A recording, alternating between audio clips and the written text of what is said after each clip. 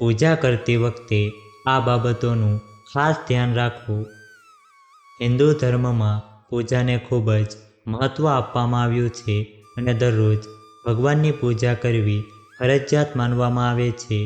લોકો તેનું પાલન પણ કરે છે, પરંતુ ઘણી વખત જોવામાં આવ્યું છે કે કેટલાક લોકો હંમેશા ફરિયાદ કરે છે કે તેઓ પૂજા કરે છે, પરંતુ તેઓને પૂજાનું યોગ્ય પરિણામ નથી મળતું. રાત દિવસ ભગવાનના નામનો જાપ કરે છે, પરંતુ ભગવાન તેમની પ્રાર્થના સાંભળતા નથી. આના ઘણા કારણો હોઈ શકે છે, પરંતુ એક મોટું કારણ પૂજાના નિયમો જાણતા નથી. લોકો અજાણતા ભગવાનને એવી વસ્તુ અર્પણ કરે છે જે તેમને પ્રિય નથી.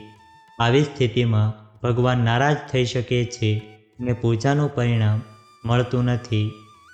તેથી આ વિડીયોમાં અમે તમને જણાવવા જઈ રહ્યા છીએ કે પૂજા કરતી વખતે તમારે કઈ બાબતોનું વિશેષ ધ્યાન રાખવું જોઈએ. પરંતુ તે પહેલાં જો તમે પણ ઈચ્છો છો કે લક્ષ્મી માતાના આશીર્વાદ તમારા ઉપર બન્યા રહે, તો આ વિડીયોને લાઈક કરજો અને ચેનલને પણ સબસ્ક્રાઈબ કરજો અને કોમેન્ટ બોક્સમાં જય માં લક્ષ્મી જરૂરથી લખજો અને આ વિડીયો છેલ્લે સુધી જોતા રહેજો. નંબર 1 છે, પૂજા કરતી વખતે ખાસ ધ્યાન રાખો કે પૂજાની વચ્ચે દીવો ઓલવાઈ ન જાય. જ્યારે આવું થાય છે ત્યારે પૂજાનું સંપૂર્ણ પરિણામ પ્રાપ્ત થતું નથી. નંબર 2, તુલસીના પાનને 11 દિવસ સુધી વાસી માનવામાં આવતા નથી.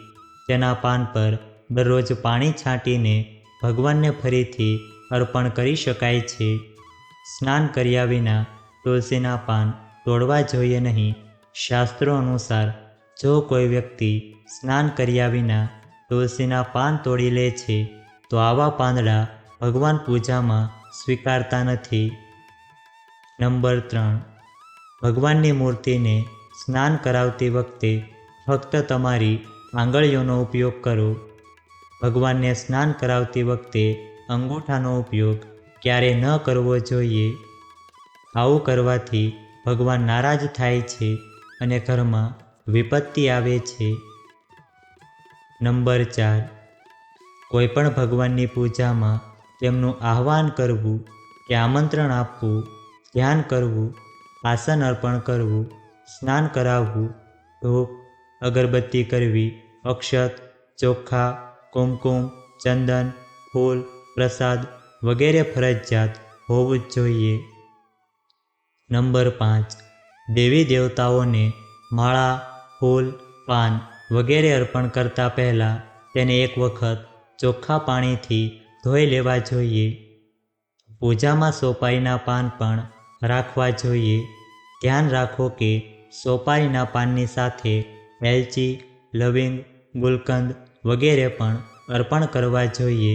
જો તમે સંપૂર્ણપણે તૈયાર પાન આપો તો શ્રેષ્ઠ રહેશે. નંબર 6, ખાસ કરીને દરેક પ્રકારની પૂજામાં ચોખા ચડાવવામાં આવે છે. પૂજા માટે અક્ષત આખા ચોખા એટલે કે તૂટેલા ન હોય તેવા ચોખાનો ઉપયોગ કરવો જોઈએ. ચોખા અર્પણ કરતા પહેલાં તેને હળદરથી પીળા કરવા ખૂબ જ શુભ માનવામાં આવે છે. આ માટે હળદરને પાણીમાં ઓગાળી લો અને ચોખાને તે પાણીમાં બોળીને પીળા કરી શકાય છે. નંબર 7, ભગવાન વિષ્ણુને પ્રસન્ન કરવા માટે પીળા રંગનું રેશમી વસ્ત્ર અર્પણ કરવું જોઈએ. માતા દુર્ગા, સૂર્યદેવ અને ભગવાન ગણેશને પ્રસન્ન કરવા માટે લાલ રંગના વસ્ત્રો અર્પણ કરવા જોઈએ અને ભગવાન શિવને પ્રસન્ન કરવા માટે સફેદ વસ્ત્રો અર્પણ કરવા જોઈએ. નંબર 8, પૂજા દરમિયાન આપણે જે આસન પર બેસીએ છીએ તેને પગ વડે અહીં ત્યાં ન ખસેડવું જોઈએ. આસનને બંને હાથનો ઉપયોગ કરીને ખસેડવું જોઈએ. નંબર 9, કોઈપણ પ્રકારની પૂજામાં કુળદેવતા, કુળદેવી, ઘરના વાસ્તુ દેવતા, ગ્રામ દેવતા વગેરેનું ધ્યાન કરવું જરૂરી છે. આ બધાની પણ પૂજા કરવી જોઈએ. જો તમે દરરોજ ઘરમાં ઘીનો દીવો પ્રગટાવશો તો ઘરના અનેક વાસ્તુ દોષો પણ દૂર થઈ જશે. દીવો હંમેશા ભગવાનની મૂર્તિની સામે જ રાખવો જોઈએ. ક્યારે ભગવાનની મૂર્તિની સામે દીવો રાખવાના બદલે તેને બીજે મૂકી દેવામાં આવે છે, જ્યારે આ યોગ્ય નથી. નંબર 10. સૂર્યદેવ, ભગવાન ગણેશ, માતા દુર્ગા, ભગવાન શિવ અને વિષ્ણુ ભગવાન આ પંચદેવો કહેવાય છે. તમામ કાર્યોમાં તેમની પૂજા ફરજિયાતપણે કરવી જોઈએ. દરરોજ પૂજા કરતી વખતે આ 5 દેવોનું ધ્યાન કરવું જોઈએ. તેનાથી દેવી લક્ષ્મીના આશીર્વાદ અને સમૃદ્ધિ પ્રાપ્ત થાય છે. નંબર 11. ઘીનો દીવો કરવા માટે માત્ર સફેદ રૂની વાટનો જ ઉપયોગ કરવો જોઈએ, જ્યારે તેલના દીવા માટે લાલ દોરાની વાટ શ્રેષ્ઠ કહેવાય છે. ભગવાન સૂર્યની 7 પરિક્રમા, ભગવાન ગણેશની 3 પરિક્રમા, ભગવાન વિષ્ણુની 4 પરિક્રમા અને ભગવાન શિવની 1 કે 2 પરિક્રમા કરવી જોઈએ. પૂજા કરતી વખતે તૂટેલા દીવાને ક્યારે ન પ્રગટાવવો જોઈએ. ધાર્મિક કાર્યોમાં ખંડિત સામગ્રીને શુભ માનવામાં આવતી નથી. નંબર 12. જ્યારે પણ તમે ઘરમાં કે મંદિરમાં કોઈ વિશેષ પૂજા કરો ત્યારે તમારા ઈષ્ટ દેવતાની સાથે સ્વસ્તિક, કલશ, નવગ્રહ દેવતા, પંચલોકપાલ, ષોડશ માતૃકા, સપ્ત માતૃકાની પણ ફરજિયાત પૂજા કરવી જોઈએ. આ બધા વિશેની સંપૂર્ણ માહિતી કોઈપણ બ્રાહ્મણ પંડિત પાસેથી મેળવી શકાય છે. વિશેષ પૂજા પંડિતની મદદથી જ કરવી જોઈએ, જેથી પૂજા યોગ્ય રીતે થઈ શકે. નંબર 13. મંદિરમાં સુકાયેલા હાર અને ફૂલોને ઉતારી લેવા જોઈએ. પૂજા સ્થાન પર પવિત્રતાનું ધ્યાન રાખો. ચપ્પલ પહેરીને મંદિરમાં ન જવું જોઈએ. ચામડાનો પટ્ટો કે પર્સ સાથે રાખીને પૂજા ન કરો. પૂજા સ્થાન પર કચરો વગેરે જમા ન થવો જોઈએ. નંબર 14. પૂજાની શરૂઆત હંમેશા ભગવાન શ્રી ગણેશની પૂજા કરીને કરો. શ્રી ગણેશને તુલસીના પાન ચડાવવાનું ટાળો. ભગવાન ગણેશને તુલસીના પાન અર્પણ કરવાથી દોષ લાગે છે. દીવો ક્યારેય જમીન પર રાખીને પ્રગટાવશો નહીં. આમ કરવાથી ધનનો વ્યય થાય છે અને ઘરમાં અશુભતા આવે છે. રવિવારે તુલસીના પાન ન તોડવા જોઈએ. માન્યતાઓ અનુસાર રવિવારે તુલસીના પાન તોડવાથી ભગવાન વિષ્ણુ નારાજ થાય છે. નંબર 15. શિવ શંભુને કેતકીનું ફૂલ ક્યારે ન ચડાવવું જોઈએ. પૌરાણિક કથાઓ અનુસાર ભગવાન શિવે કેતકીને શ્રાપ આપ્યો હતો, તેથી આ ફૂલ ભગવાન શિવને ન ચડાવવું જોઈએ, નહીં તો ભક્તોનું કામ બગડી શકે છે. ભગવાન શાલિગ્રામને ક્યારેય ચોખા ન ચડાવવા જોઈએ. વાસ્તુશાસ્ત્ર મુજબ આમ કરવાથી દોષ લાગે છે. નંબર 16. પૂજા કરતી વખતે મનને શુદ્ધ રાખવું. પૂજા કરતી વખતે મનને ક્યારેય અપવિત્ર ન રાખવું જોઈએ. કહેવાય છે કે પૂજા દરમિયાન મનમાં ખરાબ વિચારો રાખવાથી પૂજાનું ફળ નથી મળતું. પૂજા દરમિયાન ગંદા કપડાં પહેરીને ન બેસવું. ક્યારે પણ ગંદા કપડાં પહેરીને પૂજા ન કરવી જોઈએ. માન્યતાઓ અનુસાર આવું કરવાથી ઘરમાં દરિદ્રતા આવે છે. નંબર 17. જો પૂજામાં ઉપયોગમાં લેવાયેલા ફૂલો સુકાઈ જાય તો તેને ક્યારેય ફેંકશો નહીં. સૂકા ફૂલોને પવિત્ર નદીમાં પધરાવી દો. ગંગાજળને પ્લાસ્ટિકની બોટલમાં કે અશુદ્ધ ધાતુના વાસણમાં ન રાખવું જોઈએ. એલ્યુમિનિયમ અને લોખંડ જેવી અશુદ્ધ ધાતુઓથી બનેલા વાસણોમાં ગંગાજળ ન રાખવું જોઈએ. તાંબાના વાસણમાં ગંગાજળ રાખવું શુભ ગણાય છે. નંબર 18. શાસ્ત્રો અનુસાર દિવસમાં 5 વખત દેવી દેવતાઓની પૂજા કરવી જોઈએ. બ્રહ્મ મુહૂર્તમાં સવારે 5 થી 6 સુધી પૂજા અને આરતી કરવી જોઈએ. આ પછી બીજી વાર સવારે 9 થી 10 વાગ્યા સુધી પૂજા કરો. બપોરે ત્રીજી વખત પૂજા કરવી જોઈએ. આ પૂજા પછી ભગવાનને શયન કરાવવું જોઈએ. સાંજે 4 થી 5 વાગ્યે ફરીથી પૂજા અને આરતી કરો અને રાત્રે 8 થી 9 વાગ્યે શયન આરતી કરવી જોઈએ. જે ઘરોમાં નિયમિત 5 વખત પૂજા કરવામાં આવે છે ત્યાં તમામ દેવી દેવતાઓનો વાસ હોય છે અને એવા ઘરમાં ધનની કમી નથી હોતી. નંબર 19. અશુદ્ધ અવસ્થામાં સ્ત્રીઓ અને પુરુષોએ શંખ વગાડવો જોઈએ નહીં. જો આ નિયમનું પાલન ન કરવામાં આવે તો દેવી લક્ષ્મી જ્યાંથી શંખ વગાડવામાં આવે છે ત્યાંથી દૂર થઈ જાય છે. નંબર 20. કોઈપણ પૂજામાં પોતાની મનોકામનાની સફળતા માટે દક્ષિણા અર્પણ કરવી જોઈએ. દક્ષિણા અર્પણ કરતી વખતે વ્યક્તિએ પોતાના દુર્ગુણોનો ત્યાગ કરવાની પ્રતિજ્ઞા લેવી જોઈએ. જો તમે જલ્દી તમારા દોષોને છોડી દો છો તો તમારી મનોકામનાઓ ચોક્કસ પૂર્ણ થશે. મંદિર કે દેવી દેવતાઓની મૂર્તિઓ સામે પીઠ બતાવીને ક્યારે ન બેસવું જોઈએ. નંબર 21. સામાન્ય રીતે ફૂલ હાથમાં રાખીને ભગવાનને અર્પણ કરવામાં આવે છે. આવું ન કરવું જોઈએ. પુષ્પ અર્પણ કરવા માટે પુષ્પોને પવિત્ર પાત્રમાં રાખવા જોઈએ. આ પાત્રમાંથી દેવી દેવતાઓને અર્પણ કરવા જોઈએ. નંબર 22. ભગવાનની આરતી કરતી વખતે આ વાતોનું ધ્યાન રાખો. ભગવાનના ચરણોની આરતી 4 વાર, નાભીની 2 વાર અને મુખની આરતી 1 કે 3 વાર કરો. આ રીતે ભગવાનના શરીરના તમામ અંગોની આરતી ઓછામાં ઓછી 7 વખત કરવી જોઈએ. હંમેશા એ વાતનું ધ્યાન રાખો કે એક દીવાથી ક્યારે બીજો દીવો ન પ્રગટાવવો જોઈએ. શાસ્ત્રો અનુસાર જે વ્યક્તિ આ રીતે દીવો પ્રગટાવે છે તે રોગી હોય છે. નંબર 23. તમારા મંદિરમાં માત્ર પૂજનીય મૂર્તિઓ જ રાખો. કાચ, લાકડા ને ફાઇબરથી બનેલી મૂર્તિઓ ન રાખો. અને તૂટેલા અને બળી ગયેલા ફોટા અને તૂટેલા કાચને તાત્કાલિક દૂર કરો. શાસ્ત્રો અનુસાર ખંડિત મૂર્તિઓની પૂજા વર્જિત છે. કોઈપણ મૂર્તિ જે તૂટી જાય તેને પૂજા સ્થળ પરથી હટાવીને પવિત્ર વહેતી નદીમાં પધરાવી દેવી જોઈએ. ખંડિત મૂર્તિઓની પૂજા અશુભ માનવામાં આવે છે. આ સંદર્ભમાં તે ધ્યાનમાં રાખવું યોગ્ય છે કે માત્ર શિવલિંગને કોઈપણ અવસ્થામાં ક્યારેય ખંડિત માનવામાં આવતું નથી. નંબર 24.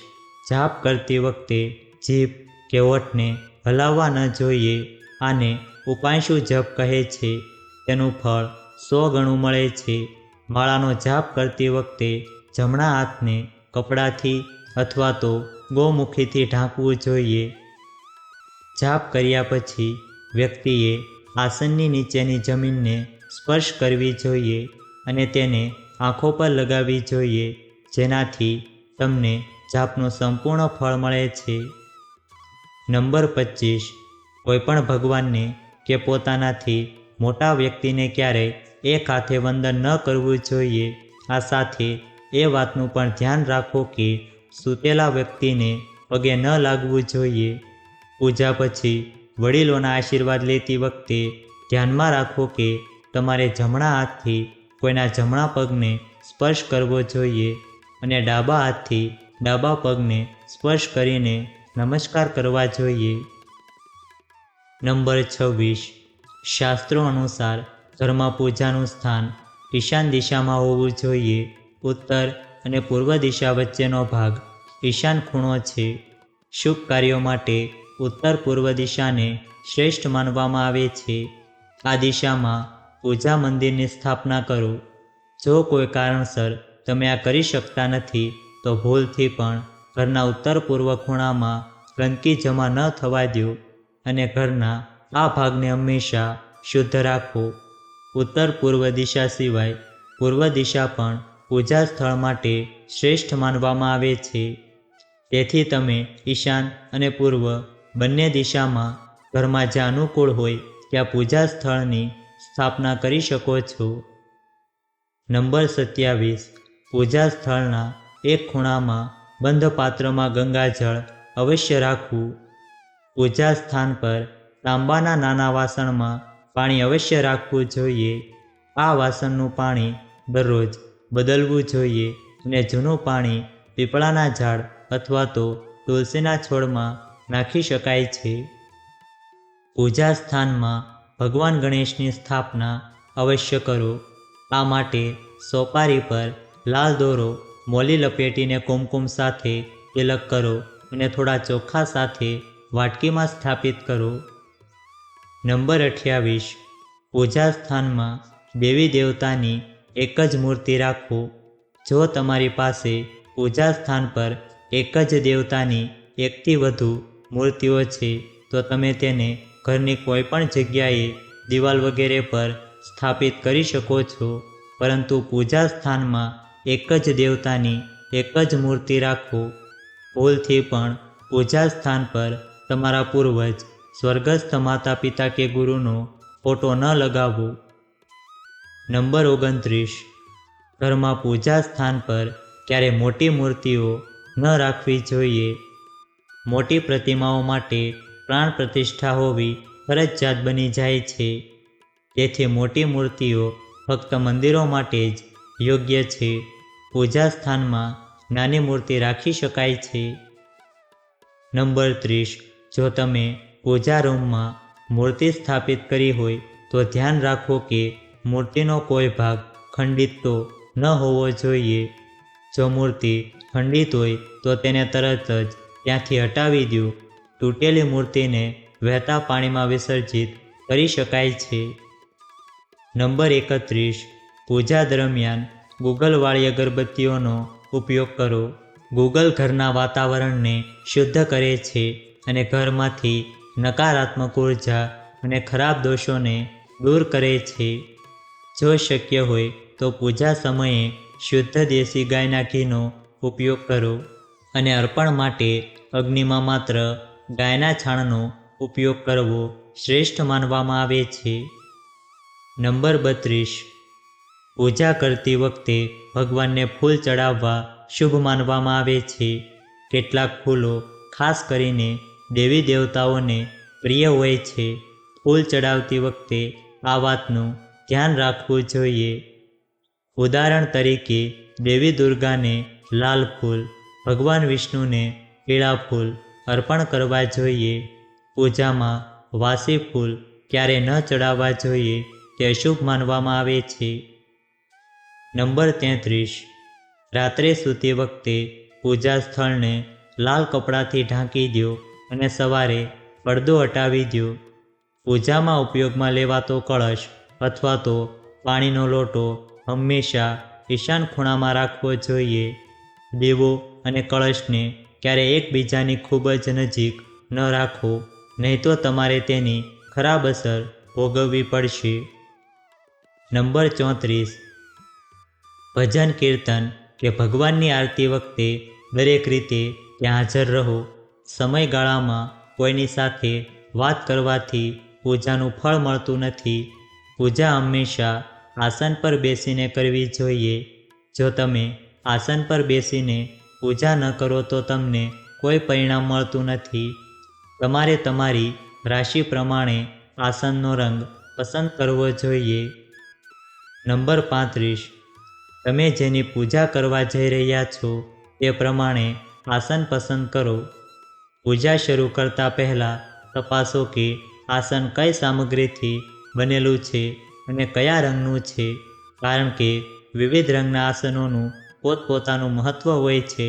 કંબલ અથવા તો ઊનથી બનેલા આસનનો જ ઉપયોગ કરવાનો પ્રયાસ કરો. જો તમે ધનની દેવી માતા લક્ષ્મી, દેવી દુર્ગા અને હનુમાનજીની પૂજા કરવા જઈ રહ્યા છો તો લાલ રંગના આસનનો ઉપયોગ કરો. જો મંત્ર સિદ્ધિની પૂજા કરવી હોય તો કુશની બનેલી મુદ્રા શ્રેષ્ઠ માનવામાં આવે છે. જો આ વિડીયો તમને પસંદ આવ્યો હોય તો વિડીયોને લાઈક કરજો, ચેનલને પણ જરૂરથી સબસ્ક્રાઈબ કરજો અને બાજુમાં આપેલા બેલ આઇકનને પ્રેસ કરીને ઓલ ઉપર સિલેક્ટ કરી લેજો, જેથી તમને વિડીયોની નોટિફિકેશન સૌથી પહેલાં મળતી રહે અને કોમેન્ટ બોક્સમાં જય મા લક્ષ્મી, જય શ્રી કૃષ્ણ, જય શ્રી રામ જરૂરથી લખજો. વિડીયોને છેલ્લે સુધી જોવા બદલ આપનો ખૂબ ખૂબ આભાર.